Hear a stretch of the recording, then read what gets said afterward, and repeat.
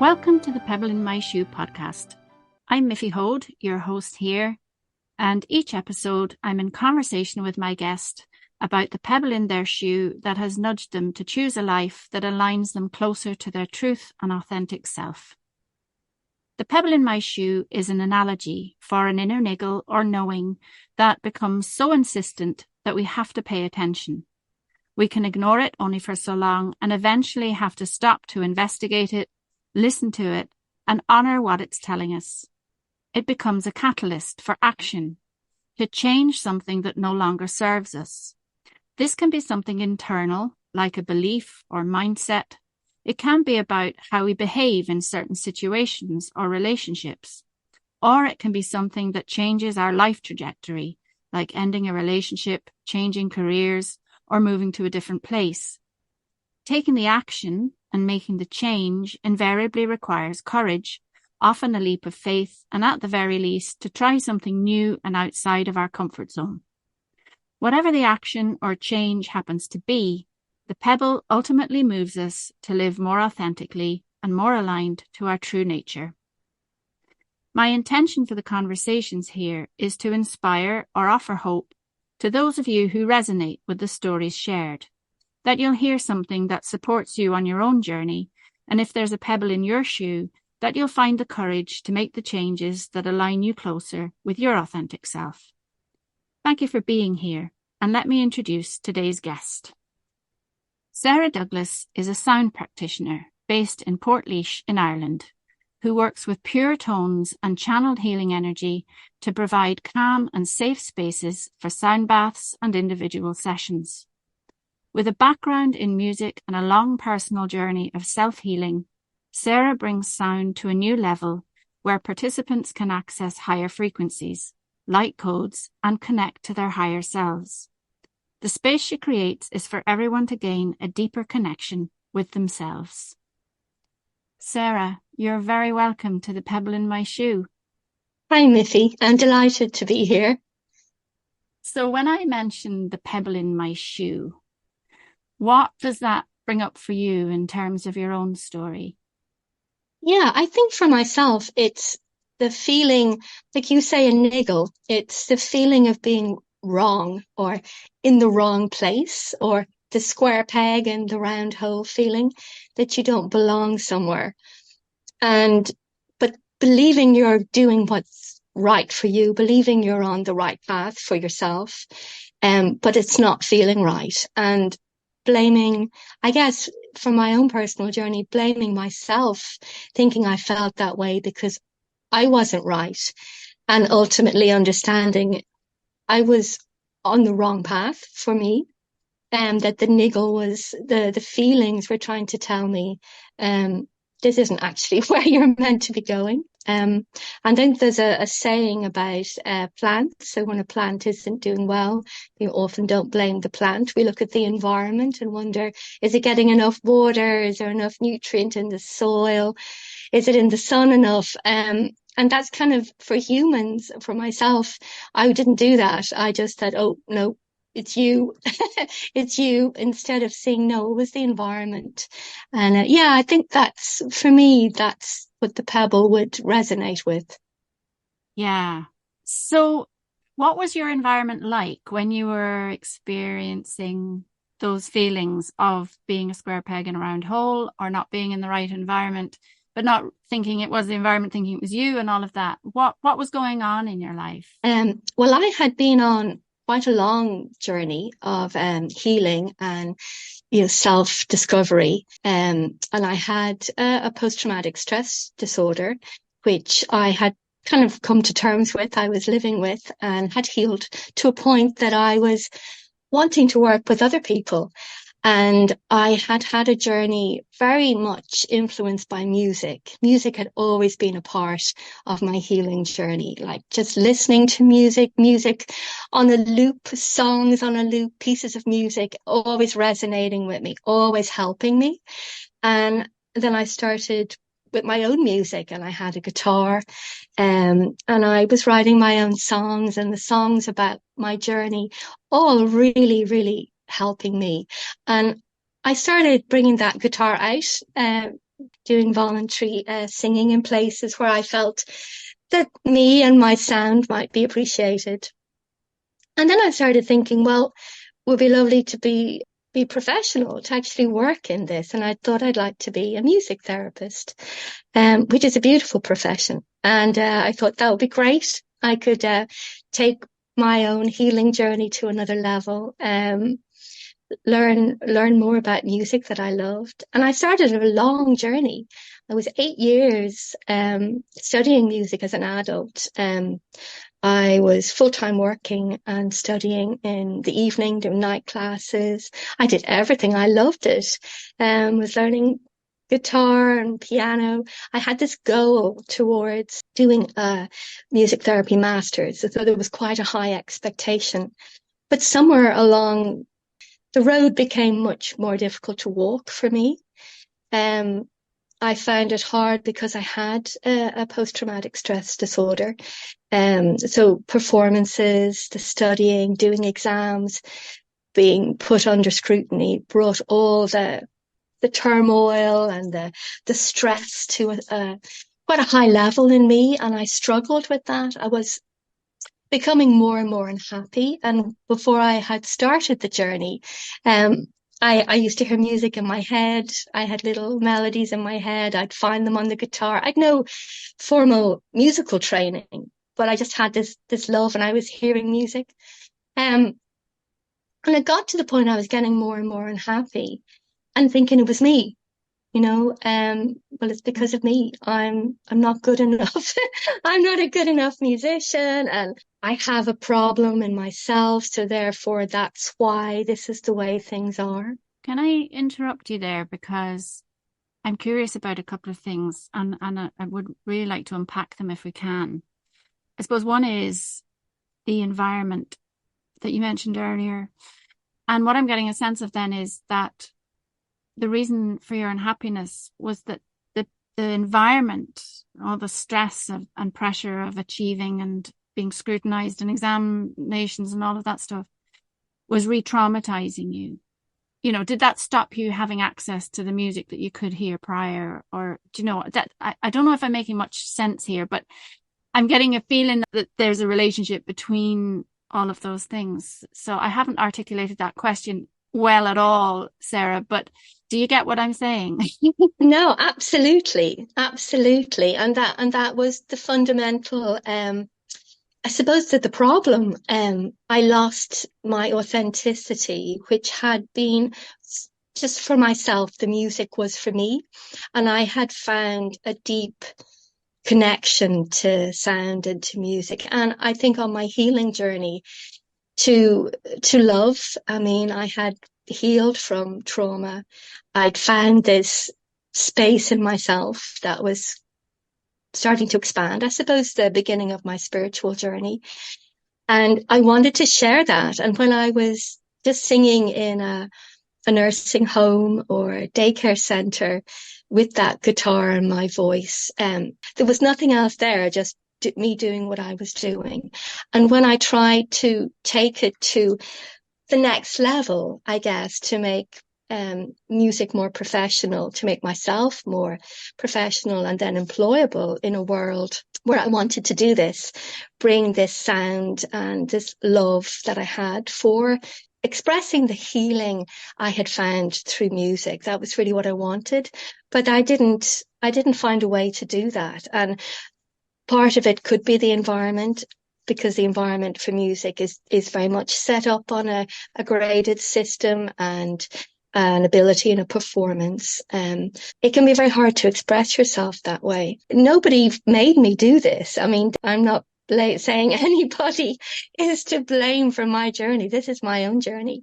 And I ignored what I would believe to be your pebble in the shoe. And I kept pushing myself and on to the next exam, stressed out, shaking, miserable, not writing my own songs anymore, not feeling good about myself anymore.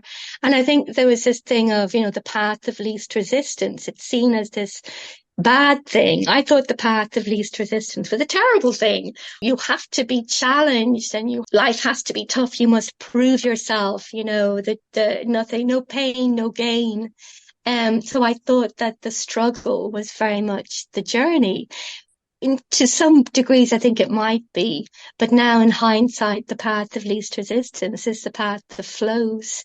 It's the path where you flow authentically with what you're doing. And I very, very much was not doing that at the time. I was becoming more and more blocked in myself creatively, emotionally, pushing myself down a journey that wasn't working for me. Yeah. Yeah. And I think that's the thing, that our culture, there is a kind of an inherent belief system, isn't there, that pushing and striving is what we're meant to do. And, you said no gain without pain and all of that. And I think that a lot of us buy into that belief to our detriment. It's interesting to hear you talk about how the path of least resistance, you've come to recognize that it's not actually a flaw. That it's not a sign of weakness or laziness. I think, it's the piece that's coming through for me is this sort of belief that it's that laziness is a sin and all of that. So we must avoid it at all costs and work hard and strive and push. So what happened in you to shift your perspective on that one? Yeah, so it was quite a profound, normal day experience. At the time I was in a hospital, I was singing regularly as a musician in the wards, and I was in the dialysis ward. I used to go in and, it was lovely. I'd sing my songs out there. They're hooked up to a dialysis machine, quite uncomfortable. And for some of them, it's maybe up 4 hours or more that they're there. And like one guy, every time I went in, he was like, "Oh, great. Now I'm going to get some sleep." And it used to make me laugh because I think, God, if you were really like, if you took yourself seriously as a musician, you mightn't be impressed that people were falling asleep. But I think that's amazing that something is happening here that's soothing this gentleman. I was singing there. I had my guitar and I was set up in a corner as usual. And I was singing a little repertoire of songs. I sung for an hour. I was actually singing a Beatles song and I was singing Hey Jude. And I should go look this up again because I've forgotten the verse, the full verse. But there's a verse and it's Hey Jude, begin. You're waiting for someone to perform with. But don't you know that it's just you? Hey Jude, you'll do. And I literally sang that last phrase and the whole room went quiet and I was kind of pulled into this pocket of timelessness where I felt everything had slowed down and stopped. It was like a normal day, profound revelation. And I was like, oh my God, I'm enough. And then and everything happened in that, like a 1 second, because I went on to sing the next verse, but in 1 second, I saw me and I was like, this is what I've always done. I was playing the guitar and singing before I went on this mad journey to become better, to become a musician, to become something better than who I am. And it was quite profound because it was like, I'm enough. I was always enough. I don't need to be a really proficient musician to express what I have inside me to the world. And so it was equal parts amazing and so earth-shatteringly disillusioning. Because when I packed up to leave after that, I really felt I didn't know what I was doing anymore. Who am I? What am I trying to do? What am I trying to achieve? And I'd been so blocked. I had the qualifications for this master's, but I didn't have the finances. And I was in a full-time job that I didn't want to leave because I was afraid for security and finances. I was in quite a stuck place already. And then it was like literally, yeah, and I'm not even on the right path. It was really, really profound. I mean, it was amazing, but it was awful at the same time.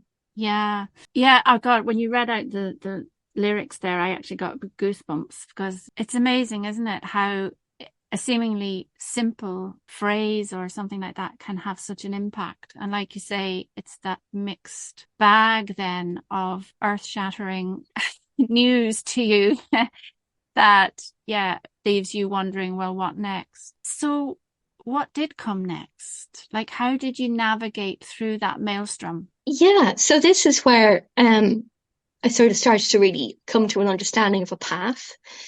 Because in the space of 3 weeks, three people had given me information on sound healing. Two people had given me a flyer, and one other person had just said in passing, I've just, do you know about sound healing? I just think it would be really good for you. And then I had the flyers and I was reading them and I thought, well, this is fascinating. This is sound. Don't get me wrong in this. I love music. Music is amazing. And it's the journey for other people through music will be very different to my own. But for my personal journey, this was suddenly a realization that I could express what I was feeling without the constraints for me of the music. It could be pure sound. And I got very excited and I went to the first. It was a few modules for it to become a sound practitioner.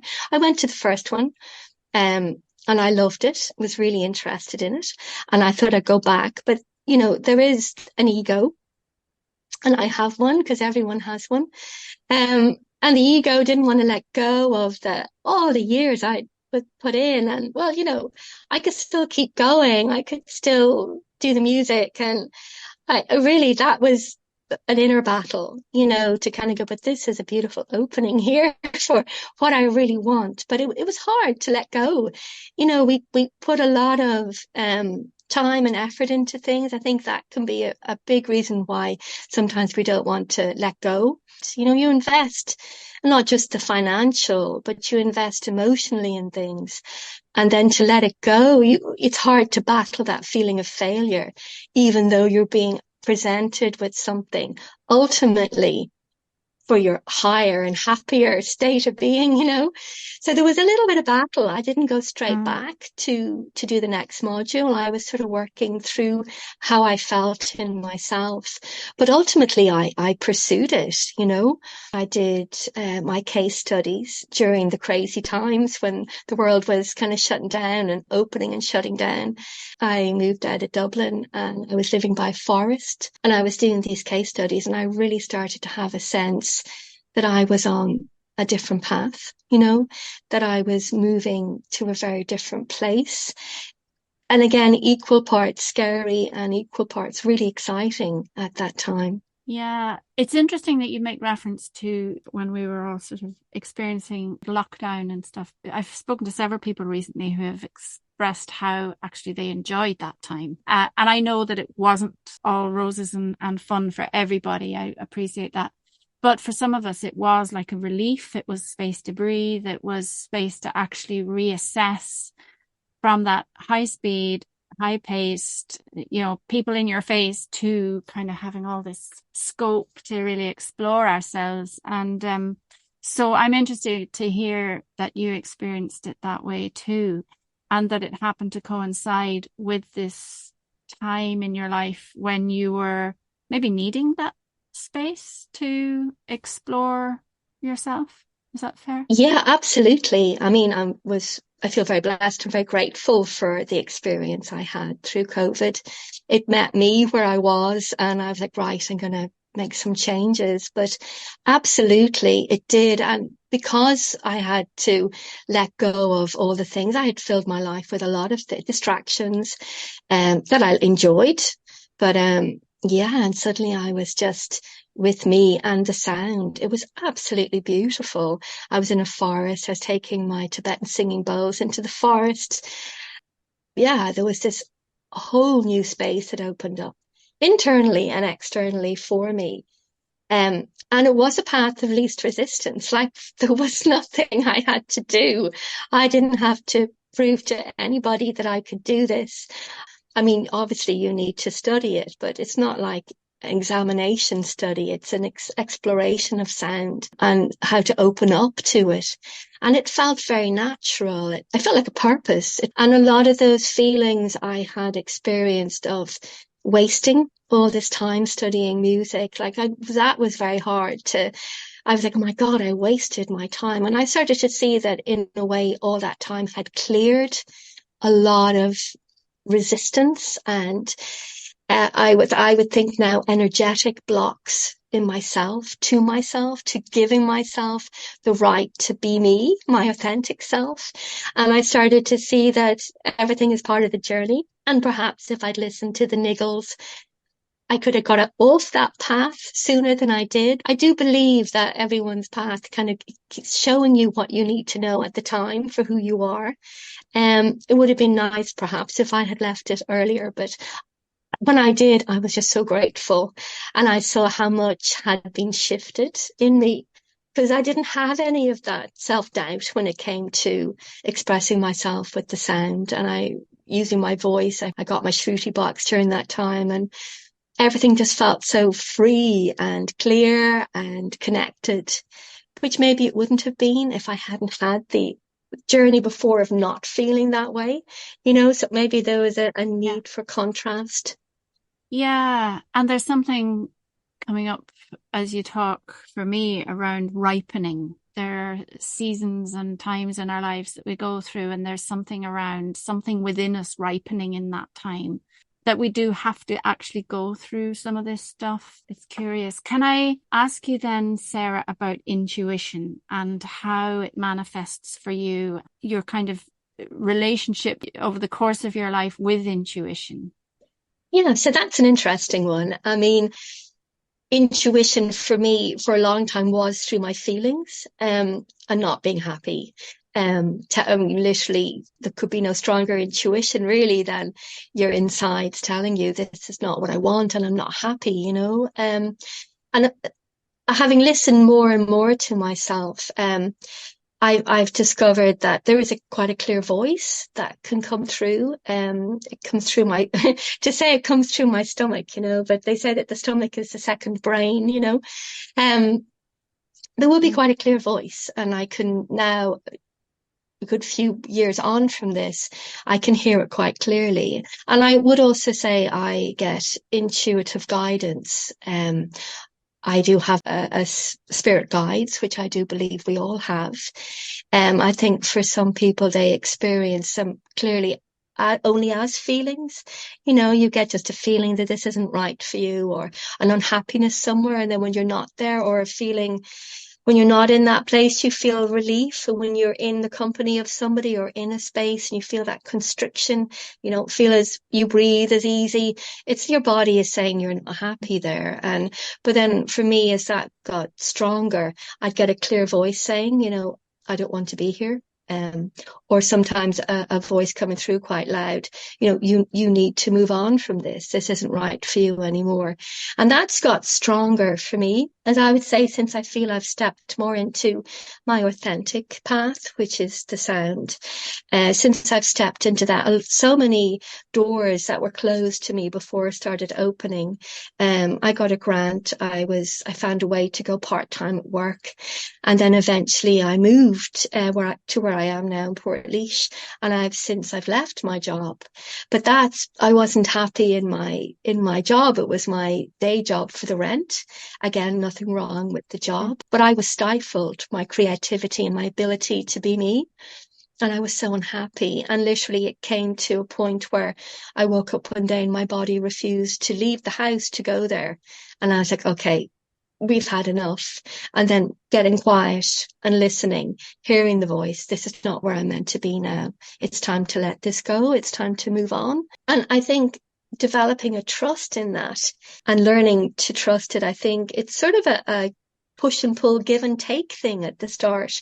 You don't make big life decisions because something in your stomach says you should, quit your job. You don't just do that unless you've developed a relationship with that instinctive feeling inside you. You've listened to it say, I don't want to be in the company of this person, or I don't want to go to this particular place or that group. Or you start and you listen to it and you realize you feel better and you're like, okay, this is telling me something valid, and over a course of years or so of listening to this, I've started to tune into it more and more. So when I get that feeling to make bigger life changes, it feels more comfortable, if that makes sense. Yeah, for sure. And I suppose it's leading me on then to the piece around courage, because you find yourself waking up one morning and your body is refusing to go to work, right? And I can resonate with that one. And it is the pebble that has been there, and it's been letting you know that the steps you're taking are not necessarily in the right direction, or that you need to start shifting your course a bit. But there's all the fears around financial security is such a big paradigm, isn't it? That we need a certain amount of money to get by, and keep a roof over our heads and food in our bellies and all of those things. So that fear is very real then around, well, what is going to come and take its place? And so it takes courage. And as I say in my introduction, often a leap of faith to make that change that you know in your gut is the right thing, but it's like jumping into the abyss and not really knowing where you're going to land and how it's going to all be. So there is this sort of element of faith, or, you know, having to trust in something that you can't see. Or so how is that for you, Sarah? Like I say, this will be something that's developed in me, I'd say probably in the last few years. I think once I listened to myself about how unhappy I was, I moved into the sound healing, and then doors started opening and life got brighter. It's hard to put it into words, but just a more expansive feeling of living, just like of really being, I suppose, happiness. But it's not all about being happy. You can't be happy every moment of every day. It's not like that.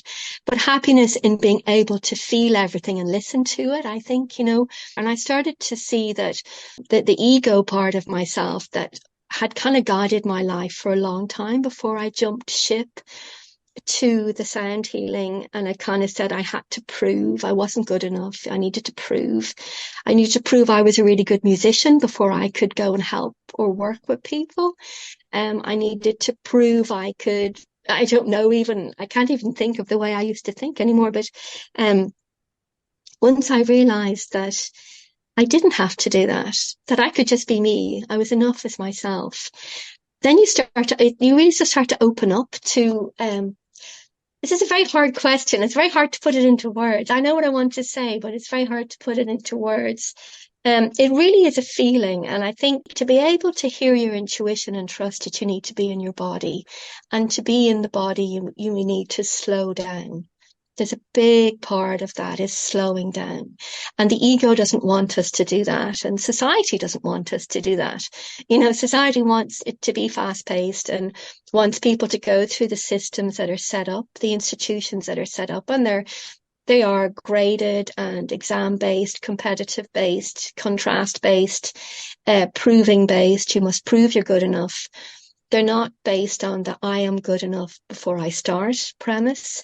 And you kind of have to pull away from it a little bit, which is scary, I guess, in one way too, to realize that you are enough.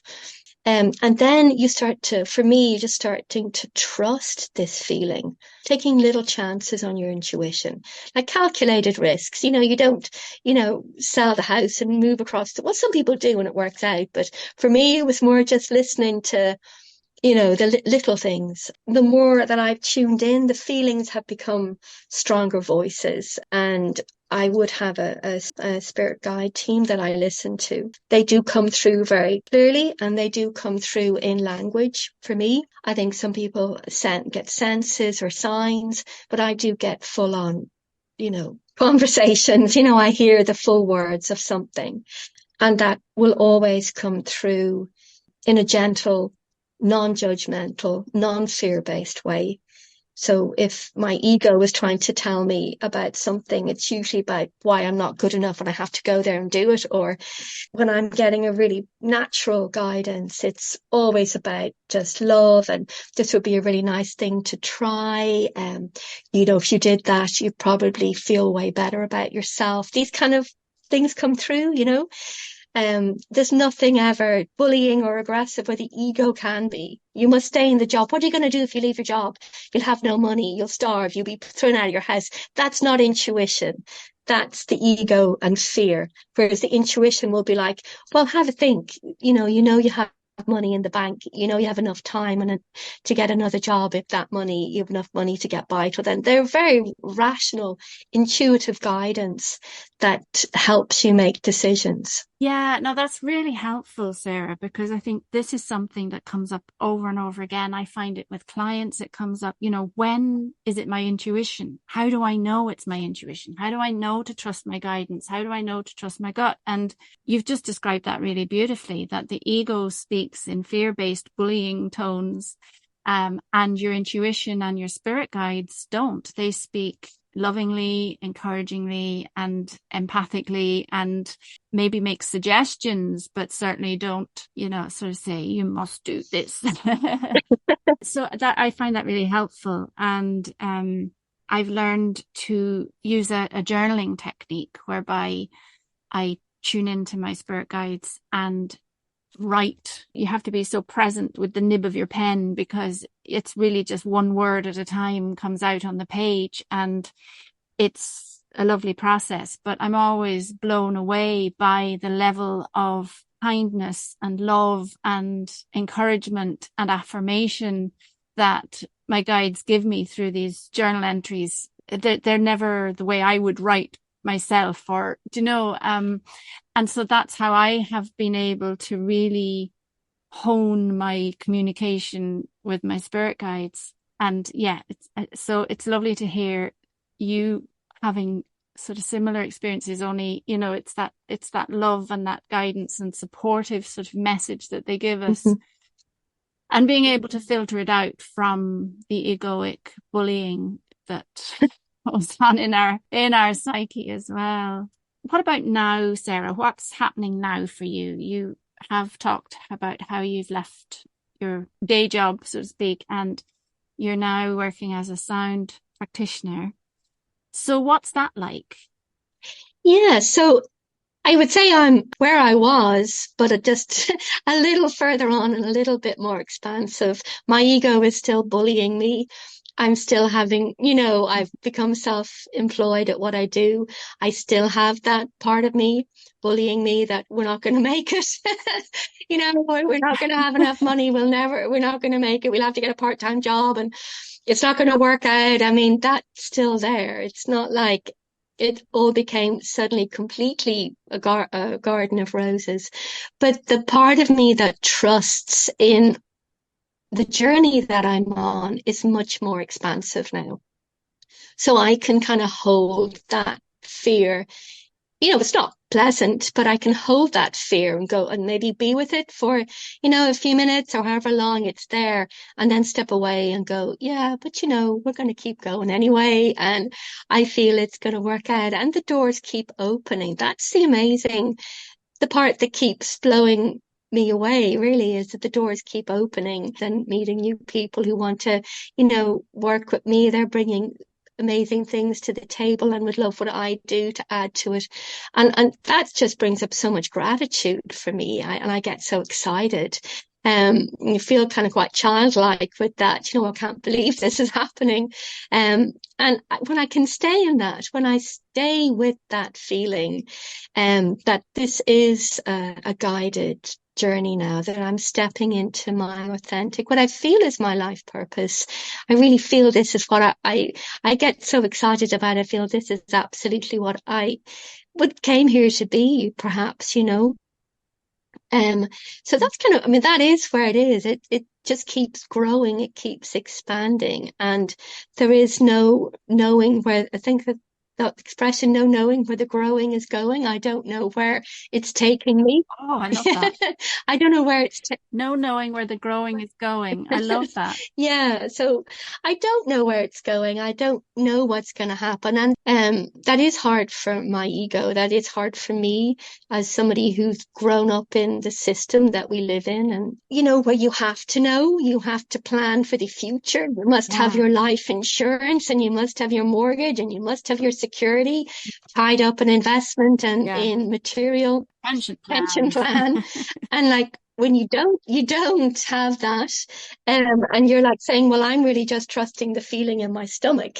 I mean, it was shocking for some people. I get that. It's quite shocking. But it's great. It's such a good feeling. There's such a freedom. And a knowing that even though I have my moments, obviously, when I'm back in that egoic, fear-based energy, that I come out of it again and I see the big picture, and there is another collaboration, and there's something booked for December, and then there's going to be something in January, and suddenly it's like the work, this journey is going to keep going and ever expanding, ever growing. And it's only the experience of how I started out in that more constricted space. We go back there or I go back there for safety, but there's no safety in it.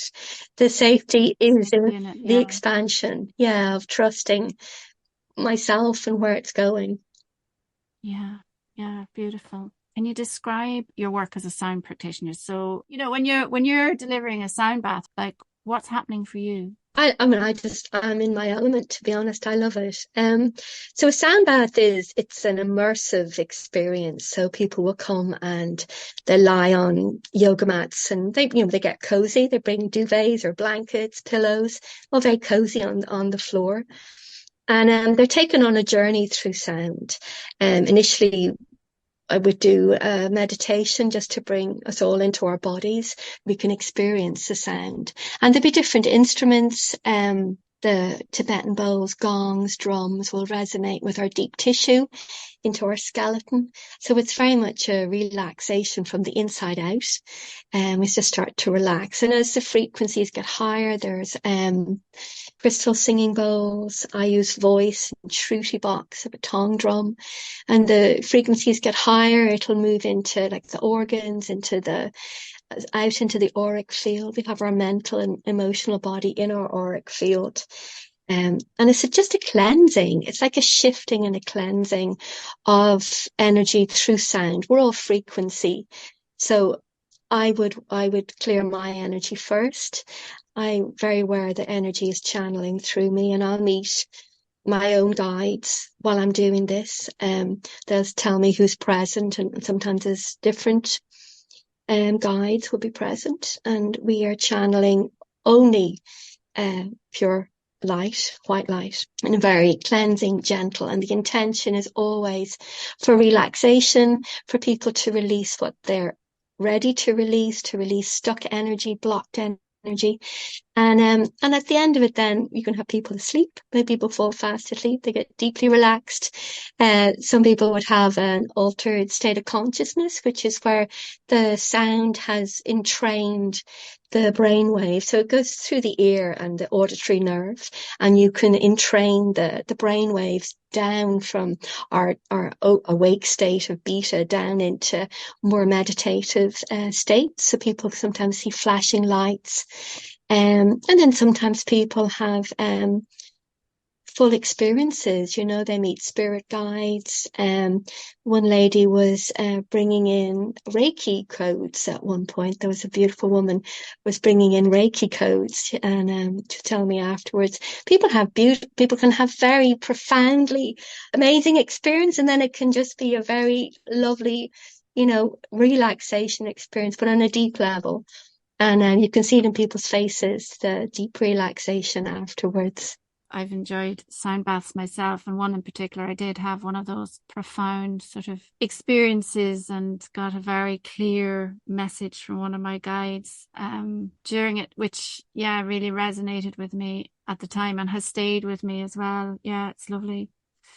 So what difference has it made to you, Sarah, to make the changes that have brought you to live more authentically, even when it's scary? Like what difference has it made? And that's a lovely question. I think just a sense of personal happiness. And again, when I say happiness, there's such a buzz thing around we have to be happy. But like for me, happiness is the authenticity of just being yourself, which means if you're sad or you're angry or you're all these things, you are yourself.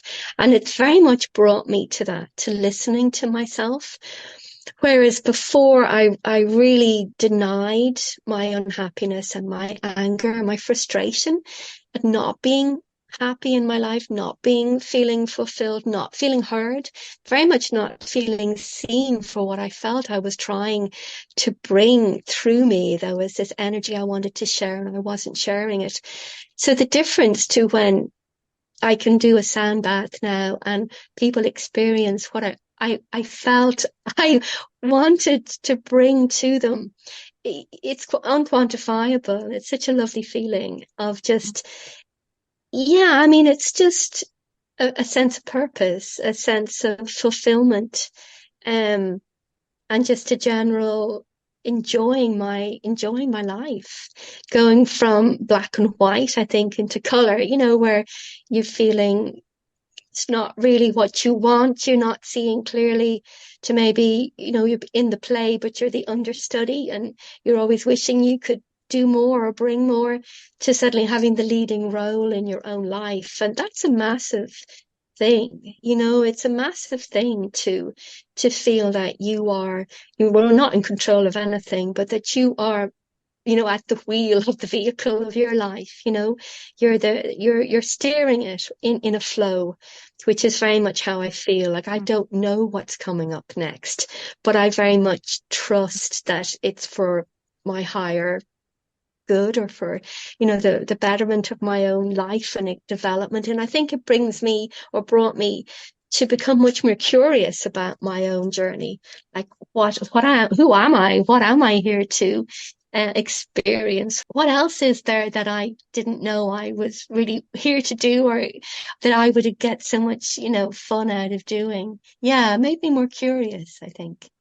Yeah, and it's funny because what's coming up for me is I'm very mindful that the old paradigms are crumbling, and so many of us are stepping out from those shackles, if you like, of that patriarchal system and that, job security and pension plans. And I'm kind of laughing inside here at the idea of maybe my pension plan is just trusting that I am taken care of and that everything is unfolding as it should in my life, and that's fairly radical, I think. But yeah, I that's what I'm hearing in what you're saying. That's lovely. No, very much I agree with you. The old ways of doing things were so restrictive and stopped us from, feeling we had a creative freedom, because you must have a certain amount of money. You needed to have a house. You needed to have the mortgage. You needed to achieve all these things. And then left you kind of stuck, I think, because you had to stay in the job then to keep it was kind of a never ending catch-22 cycle that keeps going. And when you step out of it, there definitely, I'm thinking for myself, I'm laughing as well, because I mean, that's where my ego gets me. It comes up, my fear gets me. Well, what are you going to do if you don't have, that pension plan? What are you going to do? And it's kind of like, I don't know, but in the not knowing that all the answers are there, it's kind of like the answers are unfolding. And that's kind of where I've got to very much is it's not the answers aren't in the mental energy. The answers are in the intuitive energy. That I can't give myself that written signed form that says I have the money in the bank and the pension plan sorted out. But the intuitive feelings are very much like what you said. The feelings of safety and security are all very much on the internal intuitiveness. It's like I'll be guided. And when I think about my relationship with money was always trying to save so I could have a little and I could do this and I could do that. And the very much society is I mean, hoarding is a strong word for that. I mean, people need to have their savings or feel the need to have their savings, but the universe doesn't work that way. The universe is always flowing. Everything is always flowing. It comes in, it goes out. It comes in, it goes out. The tide, everything. And so if the money comes in and we hold it, it's not going out again. There's a block, there's a stop and a stagnancy, which is kind of what I've been experiencing and trying to hold on to everything when I'm on this path. Like, no, I'll keep this amount of savings, and then it's kind of, but when I let go and I let that energy, for me, money is energy. I let the energy go, and I put the energy into my business or what I'm trying to do. The energy gets stronger, and then I feel more energy comes back in, and bigger opportunities come in, and I'm like, wow. So it's kind of, if you want to keep it small, it will stay small. If you want to keep it constricted and closed, it'll stay constricted and closed. But if you take the deep breath into the intuition and let it out, it becomes very expansive. But it is very radical thinking. It's not the thinking of the banks and the institutional world that we've been involved in. That is, I agree, that paradigm is shifting. It's crumbling, though. I'm also reminded of the expression, trust in God, but tie up your camel. So there is an element of having some contingency there, but maybe that is that faith. Sarah, I talk to you all day. I listen to you all day. I think what you have to say is lovely and profound, but we haven't got all day, so we're going to have to wrap up our conversation. If somebody wants to work with you or get in touch with you to learn more about what sound practitioners do, or want to hire you to deliver a sound bath, then how do people get in touch with you? Well, website, which is a work in progress, but not available, unfortunately. I have a Facebook page, which just highlights what's coming up, what events are coming up. My phone number is on that page. I can also give out my phone number now. It's 087 1934 896. You can drop me a text or call and get in touch. I'd offer individual sound sessions and sound baths, and very happily so. And also I love collaborations. I think it's lovely to combine sound with many different things, or yoga, mindfulness, meditation. Always excited and open for collaborations as well. That's lovely. And what's your Facebook name? It will be Sarah Douglas, then a holistic site. Yeah. Okay. Yeah. And I'll make sure that all your details are in the show notes as well, Okay, Sarah. good. So anybody who wants to get in touch can get the details in there. Lovely. Thank you, Miffy. It's been a pleasure. Thank you. So thanks a million for coming on the Pebble in My Shoe. I love having these conversations that get outside the box and the confines of traditional narratives. When I embarked on this podcasting adventure, it was to talk with people, to get to the truth of who we are, to unpack the processes we go through while navigating life, to live more authentically, and I'm so glad I did. Sarah has inspired me to keep the faith with her expression, no knowing where the growing is going. Trusting the process of life has been an affirmation and an aspiration all my adult life. Unlearning and reviewing other people's beliefs around trust that I'd absorbed as my own along the way has been a process in itself. I do believe this is much more common than we realise, and the more people I speak to here, the more evidence there is that we're in fact creating a new paradigm individually and collectively. Sarah and I met on the lunch break during a seminar with Bruce Lipton earlier this year. We were rubbing thumbs on how much we were enjoying and resonating with his message. I felt nudged while we were talking to invite Sarah to be a guest on the podcast. This was without knowing anything really about her story, but my intuition sensed there was a story to share. More than a story, I really feel this message of trusting the unfolding of our lives is going to become more and more a way of living as our current collective evolution progresses. Sound baths and healing is now fairly commonplace in Ireland, which is also heartening, that vibrational healing modalities are being recognised and valued for their benefits.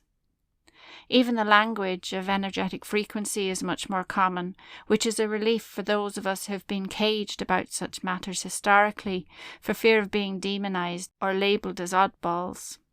And maybe we are oddballs, but I'm happy to be out of the closet when it comes to mysticism and quantum phenomena. If you've enjoyed listening to this podcast, I ask that you like, share and subscribe, please. It helps let other people know that it's available. As well as hosting this podcast, I'm a personal growth coach at the Daisy Coaching Hub, where I provide one-to-one coaching for personal and spiritual growth, mental health and well-being, group mindfulness classes and events, and a range of original self-directed resources to support, nurture and energize you. You can follow me on Instagram, Facebook and LinkedIn at the Daisy Coaching Hub, or you can visit www.daisycoaching.ie. Thank you for listening, and bye for now.